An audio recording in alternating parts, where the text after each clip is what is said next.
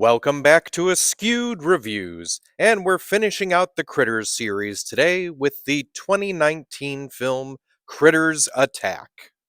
Here is your trivia question for today. What is the name that the group gives the female Krite? The answer will be at the end of this episode. So this film takes place sometime after the events of Critters 3 and a little bit of the beginning of Critters 4.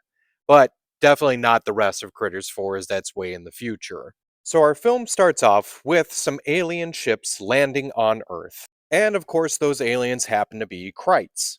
We then meet our main character, Drea, who works as a delivery driver for a sushi place and also desperately is trying to get into the local college. Now, Drea also lives with her brother Philip and their uncle Louis, who happens to be the local sheriff.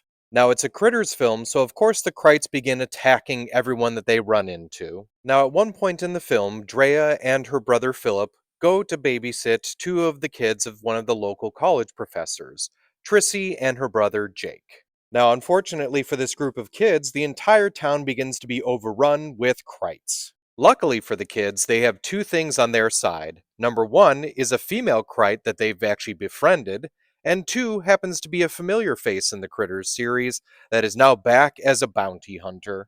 But will those two be enough to stop the oncoming wave of Krites? This film was directed by Bobby Miller, and if you didn't know, it had actually been 27 years since the last Critters film had been made.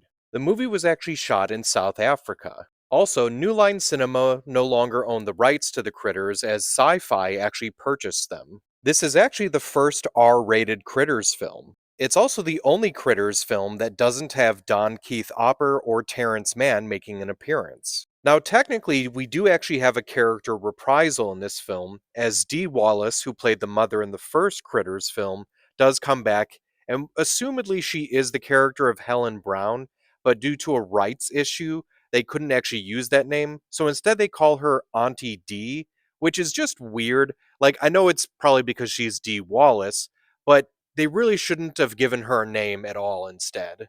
The critters' voices, or at least noises in this film, are actually done by famous voiceover actor Steve Bloom. This film and the second Critters movie are the only two ones to use the giant ball of critters. This is the only Critters movie where apparently high-frequency sounds can destroy the Krites.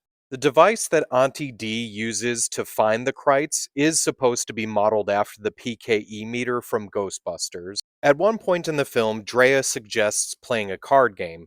Trissy says, "What is this, 1986?" Which was actually the year that the first film was released. Now, in movies, it's pretty common to have older actors playing younger characters, but what drives me crazy is when they announce the age of the character in the movie, and it's definitely not believable.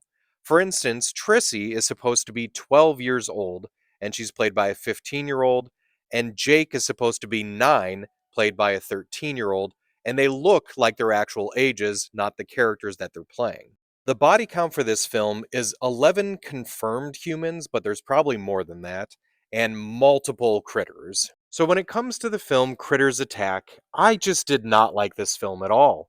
I didn't like the story, I didn't think the acting was very good, there were so many plot holes and confusing storylines. The biggest issue I had is they decided to bring in a female Krite when throughout the entire series, Krites have never been a gender type species and they've always just reproduced asexually. So it just made no sense to me. And there were just so many other issues I had with it. So I'm going to have to give this one a 1 out of 5. Now, as for the trivia question from the beginning of this episode, what is the name that the group gives the female Krite? So the name they end up deciding on for the Queen Krite is Bianca. But I also would have accepted Snowball, as that was Drea's suggestion. I hope you enjoyed this episode of Askewed Reviews, and if there's a movie you'd like to see get a review, just mention it in the comments.